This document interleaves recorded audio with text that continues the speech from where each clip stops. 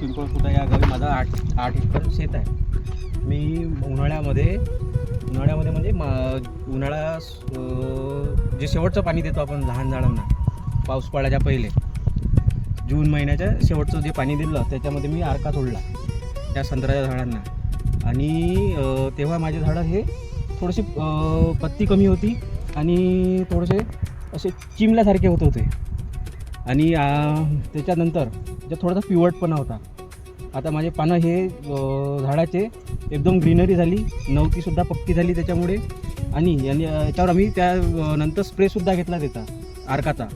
Spray घेतल्यानं पाण्याची size मोठी झाली, थोडी चवडी झाली आणि नवतीसुद्धा पक्की झाली. आणि याच्यावर जे रोग होता, एक नागडी म्हणून रोग होता, पानात नागडीचा रोग होता, तो रोगसुद्धा नाहीसा झाला. अशा तऱ्हेने हे आर्काचं आम्ही नियोजन केलं. आता त्याच्यानंतर मी हे अजून एक आर्काचा याच्यावर एक फवारा घेईल, स्प्रे घेईल ह्या वीकमध्ये, म्हणजे ह्या आठवड्यामध्ये स्प्रे घेईल. त्याच्याने माझी अजून जे नवती जे थोडी हे पिंगटपणा दिसत आहे हा सुद्धा चालला जाईल त्याच्यामुळं. असं माझा रिझल्ट आहे. पुऱ्या म्हणजे 1 वर्षापासून मी आर्का वापरत आहे आणि हा आर्काचा मला रिझल्ट खूप बरा वाटत आहे. आणि जास्त महाग आहे नाही.